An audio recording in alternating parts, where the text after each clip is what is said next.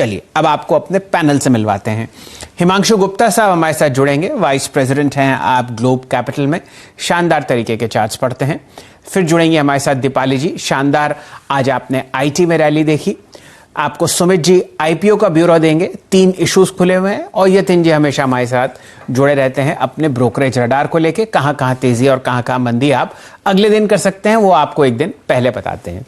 हिमांशु जी पहले आपसे जुड़ते हैं, ये बताइए लगातार चौथे दिन बिकवाली का दौर निफ्टी और बैंक निफ्टी पर, कल आपने शॉर्ट कॉल दी थी, आज के सत्र के लिए, कल के लिए यानी कि वेडनेसडे के लिए आपका क्या रुझान है अब? गुड इवनिंग शैल जी। देखिए क्लियरली बाजार बियर ग्रिप में है और लगातार चौथे दिन जैसा भी आपने मेंशन किया यहाँ पर बाजार लाल निशान के साथ बंद हुआ। हालांकि ट्रेंड वीक है शैल जी, लेकिन अब बाजार उन क्रूशियल लेवल्स पर आ चुका है जहां पर मेरा ऐसा मानना है कि एक तो फैक्टर ये रहेगा कि बाजार अपनी मंथली एक्सपायरी के पास आ रहा है और साथ ही साथ दूसरा बाजार में 4-5 दिन की गिरावट के बाद बाजार अपने क्रूशियल सपोर्ट लेवल्स के पास है। तो मेरा ऐसा मानना है कि कल के सेशन में एक साइडवेज रेंज बाउंड बाजार देखने को मिल सकता है। हालांकि अभी भी ट्रेंड वीक ही है और अगर कोई तेजी मिलती है, सुबह कोई गैप अप ओपनिंग मिलती है तो मुझे लगता है वहां पर शॉर्ट चलने की सलाह रहेगी और दूसरी तरफ अगर कोई वीक ओपनिंग मिलती है तो मुझे लगता है वहां पर खरीदारी लौटती हुई नजर आएगी। तो ऑल इन ऑल मुझे लगता है कि यहां से कल के सेशन में एक रेंज बाउंड ट्रेड देखने को मिल सकता है। निफ्टी में मेरा मानना है कि 11,250 एक अच्छा लेवल है फ्रेश शॉर्ट बनाने के लिए, 11,300 के स्टॉप लॉस के साथ, और लोअर साइड में मुझे लगता है कि 11,100 तक के लेवल्स देखने को मिल सकते हैं। वहीं पर बैंक निफ्टी में शैल जी आज हमने देखा कि जून, जुलाई और अगस्त के महीने में जहां पर बैंक निफ्टी ने लगभग 21,000 20,900 के लेवल्स पर मल्टीपल सपोर्ट्स लिया था, उन लेवल्स को टेस्ट करा और वहां से बंद होते होते थोड़ी सी रिकवरी दिखाई। तो मेरा मानना है कि बाजार मंथली एक्सपायरी से पहले थोड़ा सा वहां पर एक कंसोलिडेशन दिखा सकता है, इसलिए ज्यादा जल्दबाजी में बेचने की मैं यहाँ पर इच्छुक नहीं रहूंगा। 21,400 21,450 तक अगर कोई उछाल मिलता है तो वहां पर बिकवाली करके चलें 21,600 के स्टॉप लॉस के साथ, और 21,000 20,900 के आसपास अपना मुनाफा बांध सकते हैं। चलिए ये दो राय आपको मिल रही है दोनों इंडिसेस पर, अगर बाउंस दिखता है तो आप बिकवाली करें। वैसे पिछले 4 दिन में वैसे ही बहुत ज़बरदस्त आपने दोनों लाल निशान में इन इंडिसेस को ट्रेड करते हुए देखा है, तो शायद रिस्क रिवॉर्ड फिलहाल बेयर्स के फेवर में नहीं है दोनों इंडिसेस पर। ये राय आपको गुप्ता साहब दे रहे हैं। हिमांशु जी ऐसा करते हैं, दीपाली जी से जुड़ते हैं। आज अगर आपने रैली देखी तो वो आईटी स्पेस में शानदार थी, पहले उनसे जुड़कर समझते हैं सेक्टर में क्या हुआ और फिर आपके कॉल्स की तरफ आते हैं। दीपाली जी बताइए आज आपने किस कारण तेजी देखी आईटी सेक्टर में? इंडिया के नंबर 1 ब्रोकर जीरोधा के साथ जुड़िए, जहां पर आपका ब्रोकरेज कुछ भी नहीं लगेगा। ब्रोकरेज लगेगा तो सिर्फ इंट्राडे ट्रेड में, वह भी सिर्फ 20 रुपए। तो दोस्तों अकाउंट ओपनिंग की लिंक डिस्क्रिप्शन में है, जाइए लिंक पर क्लिक करके जीरोधा में अकाउंट ओपन कराइए। आईटी इंडेक्स दिन के निचले स्तरों से रिकवर होकर डे हाई पर बंद हुआ है। पिछले हफ्ते नए रिकॉर्ड हाईज छूने के बाद अभी भी अपने रिकॉर्ड हाई लेवल्स के आसपास ही ट्रेड हो रहा है। आज के सेशन के अगर आप टॉप मूवर्स देखेंगे तो Coforge, Mindtree, HCL Tech, TCS और टेक महिंद्रा हैं।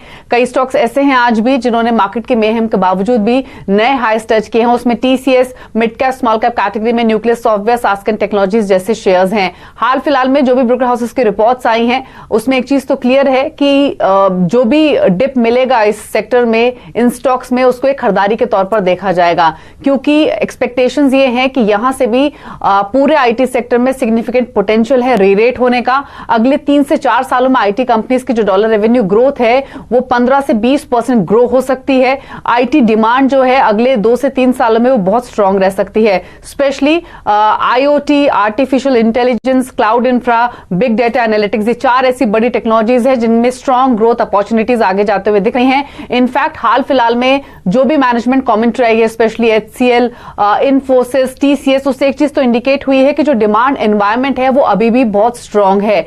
तो अच्छे अर्निंग्स की एक्सपेक्टेशंस आगे जाते हुए इस पूरे सेक्टर को ड्राइव कर रही हैं और यही वजह है कि हम लगातार बाइंग इस पूरे स्पेस में देख रहे हैं। चलिए शानदार आपने आज तेजी देखी। टीसीएस और एचसीएल टेक रिकॉर्ड हाइस पर बंद हुए और 2 ही ऐसे सेक्युलर सेक्टर्स हैं जहां पर आप जबरदस्त मूव देख रहे हैं। बाय ऑन डिप्स की स्ट्रैटेजी शानदार तरीके से काम करती हुई, वो हैं आईटी और फार्मा। हिमांशु जी अब आप बताइए आपके कौन से 2 कॉल्स हैं जो आप कल के सत्र के लिए राय देंगे? जी शैल जी, सर, पहला स्टॉक मेरा आईटी की तरफ से ही है, क्योंकि इस तमाम मेहम में, इस तरह के सेल ऑफ में जहां पर आपका पैसा बच रहा है और उससे बड़ी बात बाजार में सेफ हेवन की तरह जो एसेट निकल कर आ रहा है वो आईटी ही है। तो टीसीएस मुझे लगता है कि यहाँ से और तेजी कल के सेशन में दिखा सकता है। टीसीएस पे मेरा मानना है कि 2500 के लेवल्स पे खरीदारी करके चला जा सकता है। 2460 रुपए का एक स्टॉप लॉस लगाया जा सकता है और अपसाइड में मुझे ऐसा लगता है कि 2600 से 2640 तक के टारगेट्स टीसीएस में कल के सेशन में देखने को मिल सकते हैं। इसके साथ साथ दूसरा स्टॉक जो रहेगा शैल जी, वो भी खरीदारी की तरफ है और स्टॉक का नाम है Escorts. Stock all time highs के पास अपने 2-3 दिनों में थोड़ा सा एक कंसोलिडेशन दिखा रहा है बाजार में, जिस तरह का प्रेशर बना हुआ है। लेकिन शैल जी, हम सभी जानते हैं कि जिस तरह की आउट परफॉर्मेंस स्टॉक ने दिखाई है, उसके चलते स्टॉक का जो चार्ट पैटर्न है वो बेहद पॉजिटिव है और इस छोटी सी कंसोलिडेशन के बाद स्टॉक वापस से मुझे लगता है कि कल के सेशन में एक बड़ी तेजी दिखाने के लिए तैयार है। रिसेंटली ही स्टॉक F&O के बैन से भी बाहर निकला है, तो मुझे लगता है कि एस्कॉर्ट्स में खरीदारी करके चलना चाहिए। यहाँ पे मुझे लगता है कि 1230 से 1240 रुपए तक के टारगेट्स कल के सेशन में देखने को मिलेंगे और 1170 का एक स्टॉप लॉस लगाया जा सकता है। जी, चलिए, ये तो दो कॉल्स आपको आते हुए दिख रहे हैं, एस्कॉर्ट्स और टीसीएस। यतिन जी हमारे साथ जुड़े हुए हैं। यतिन जी, जरा आज सेंटिमेंट की बात करते हैं। आपने टीसीएस में बहुत शानदार तेजी देखी, रिकॉर्ड हाई तो आपने लगता देखा ही। दिन का लो 2458 और क्लोज है 2527।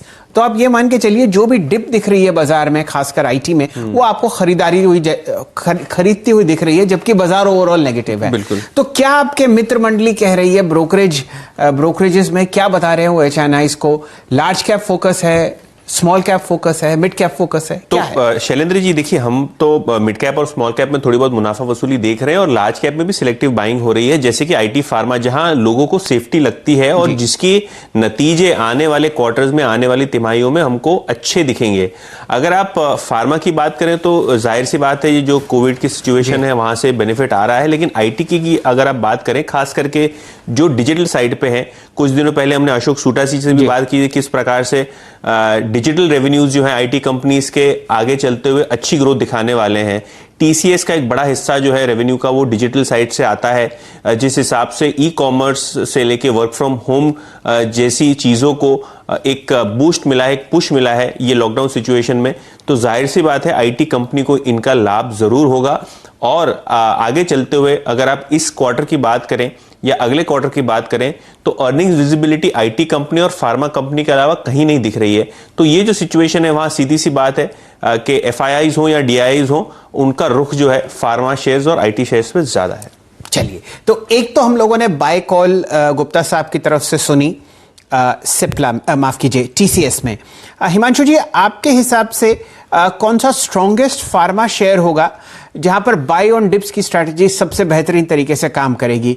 क्योंकि रैली सेक्युलर है, तो यहां पर अगर पोजिशनल कॉल आप किसी भी फार्मा स्टॉक पे दें, वो बेहतर रहेगा हमारे दर्शकों के लिए। बिल्कुल शैल जी, देखिए फार्मा ऑफ कोर्स एक दूसरा पॉकेट है यहाँ पर जो कि बहुत ही डिमांड में है और जैसा अभी यतिन जी ने भी डिस्कस किया कि अर्निंग विजिबिलिटी के चलते वहां पर लगातार डिमांड बनी हुई है। तो सिप्ला ऑफ कोर्स यहाँ पर एक बहुत अच्छा काउंटर है। हमने देखा कि फ्राइडे को एक स्टेलर रैली देखने को मिली थी काउंटर में और उसके बाद 2 दिन एक कंसोलिडेशन, साइडवेज कंसोलिडेशन देखने को मिली। तो मैं समझता हूँ कि सिप्ला में जो अप ट्रेंड है वो अभी भी इंटैक्ट है और इस गिरावट के बाद यहाँ पर रिस्क रिवॉर्ड फिर से फेवरेबल बनता हुआ नजर आया है। तो मेरा मानना है कि सिप्ला में 765-770 के लेवल पर खरीदारी करके चला जा सकता है 760 के स्टॉप लॉस के साथ, और आने वाले दिनों में मुझे लगता है कि 800 रुपए के ऊपर के टारगेट सिप्ला में देखने को मिलेंगे। साथ ही साथ शैल जी, दूसरा एक काउंटर जो मुझे काफी पसंद है फार्मा में, वो है डॉक्टर रेड्डीज। यहाँ पर भी हमने देखा कि पिछले हफ्तों में एक तरफा तूफानी तेजी देखने को मिली और उसके बाद 2 या 3 दिन में एक थोड़ा सा एक यहाँ पर पॉज बनता हुआ नजर आया है। लेकिन क्योंकि ये बाय ऑन डिप्स की स्ट्रेटजी है, मैं ये नहीं कहूंगा कि मोमेंटम को चेज करें, तो यहाँ पर बिल्कुल अगर आपको 5100, 5050 तक के लेवल्स मिलते हैं वहां पे खरीदारी कीजिए। मुझे लगता है कि यहाँ पर आने वाले दिनों में 5500, 5700 तक के टारगेट्स देखने को मिलेंगे और शॉर्ट टर्म के लिहाज से 4900 का एक स्टॉप लॉस डॉक्टर रेड्डीज में भी लगाया जा सकता है। ये 2 शानदार आपको पिक्स मिली हैं पोजिशनल। डॉक्टर रेड्डीज पर ध्यान दीजिए। अगर आप मंथली मूवमेंट देखें एफएनओ में तो फिलहाल टॉप गेनर 17% की तेजी के साथ आपको डॉक्टर रेड्डीज ही दिखेगा। आपके सामने आज सिर्फ 25 रुपए ऊपर बंद हुआ है, 51.68, लेकिन ये पोजिशनली बहुत ही स्ट्रांग है। सिप्ला में अगर आप नजर डालना चाहेंगे तो ये भी आपको टॉप 20 गेनर्स में एफएनओ में दिखेगा। निफ्टी में देखते हैं मंथली गेन्स में, जी हाँ, सिप्ला में आपने लगभग 2% की तेजी देखी है, तो इस स्टॉक में आपको अच्छा मूवमेंट आता हुआ दिख सकता है। ऐसा करते हैं हिमांशु जी, जरा चर्चा को और बढ़ाते हैं। ये बताइए, जिस हिसाब से आप बिकवाली देख रहे हैं बाजार में, कोई ऐसा बहुत ही कमजोर निफ्टी स्टॉक आपके जहन में हो आज के सत्र में जहां पर अभी भी शॉर्ट पोजीशंस बनाई जा सकती हों? शैल जी बिल्कुल, और आयरनिकली स्टॉक जो है वो लगातार आउट परफॉर्मर रहा है, लेकिन जिस तरह की आज यहां पर वीकनेस देखने को मिली है एशियन पेंट्स में, मुझे लगता है कि यहां पर 2 से 3% की गिरावट अभी और देखने को मिल सकती है। तो मेरा ऐसा मानना है कि 1950 के लेवल्स पर एशियन पेंट्स में शॉर्ट पोजीशंस बनाई जा सकती हैं। 1 से 2 दिन के होराइजन के लिए 1900 रुपए तक के टारगेट्स यहां पर देखने को मिल सकते हैं और 1980 रुपए का एक स्टॉप लॉस एशियन पेंट्स में लगाया जा सकता है। ये रैली आपको एशियन पेंट्स में नीचे की तरफ बढ़ती हुई दिखेगी। आज यहाँ पर लगभग 2% का कट आता हुआ दिख रहा है और हिमांशु जी की राय है कि यहाँ पर आप बिकवाली कर सकते हैं। ये मान के चलिए कि एक बहुत शानदार पोर्टफोलियो पिक एशियन पेंट्स है। लंबी अवधि में आप यहाँ पर अच्छा मुनाफा कमा सकते हैं। अगर ये आपको नीचे मिलता है तो ज़रूर इसको आप अपने पोर्टफोलियो का हिस्सा बनाएं, लेकिन SIP के द्वारा। एक सवाल का और जवाब दीजिए हिमांशु जी, और फिर IPOs की तरफ बढ़ते हैं। कोई सा वीकेस्ट मिड कैप स्टॉक आपको FNO में परेशानी में दिखता हो जहां पर फिलहाल बिकवाली और की जा सकती है? जी शैल जी, और ये स्टॉक गोल्ड से रिलेटेड है। हमने देखा कि गोल्ड में जब बुलरन था तो ये स्टॉक बहुत अच्छा चलता हुआ नजर आया। और जी हाँ, मैं बात कर रहा हूँ मुथूट फाइनेंस की। तो यहाँ पर मुझे लगता है कि एक इंटरमीडिएट टॉप जो है वो स्टॉक ने बना लिया है और मेरा ऐसा मानना है कि नियर टर्म में स्टॉक में अंडर परफॉर्मेंस देखने को मिलेगा। मुथूट फाइनेंस में मुझे लगता है कि जो चार्ट पैटर्न है और जिस तरह का टेक्निकल इंडिकेटर्स का सेटअप है, यहाँ से 4 से 6% का गिरावट आने वाले दिनों में और देखने को मिल सकता है। इसलिए मुथूट फाइनेंस में यहाँ पर 1040 के लेवल पे शॉर्ट पोजीशंस बनाई जा सकती हैं 1060 के स्टॉप लॉस के साथ। और आने वाले दिनों में मेरा ऐसा मानना है कि 980 960 तक के टारगेट्स भी यहाँ पर आते हुए देखने को मिल सकते हैं। चलिए, तो बिकवाली आपको मुथूट फाइनेंस और एशियन पेंट्स में आती हुई दिख सकती है। ये राय आपको हिमांशु जी दे रहे हैं। समय एक छोटी सी ब्रेक का। इंडिया के नंबर 1 ब्रोकर जीरोधा के साथ जुड़िए, जहां पर आपका ब्रोकरेज कुछ भी नहीं लगेगा।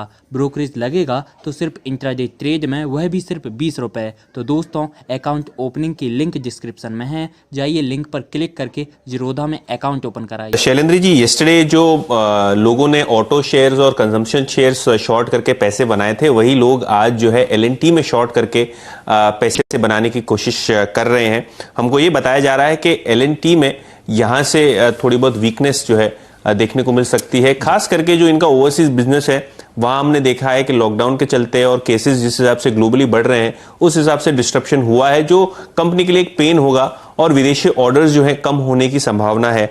और इसीलिए हमने देखा है कि काफी सारे जो FIs हैं इसमें आज बिकवाली कर रहे थे। और अगर आप FNO का डेटा देखें तो यहाँ लॉन्ग अनवाइंडिंग जो है वो देखी गई। इसका मतलब ये है जिन्होंने खरीदा था उन्होंने मुनाफा वसूली या बेचना शुरू कर दिया है और ओपन इंटरेस्ट में लगभग 7% की गिरावट यह हमको देखने मिली। तो LNT पे डीलिंग रूम्स को लगता है कि 2 से 3% यानी कि 20 से 25 रुपए की डाउनसाइड देखने को मिल सकती है।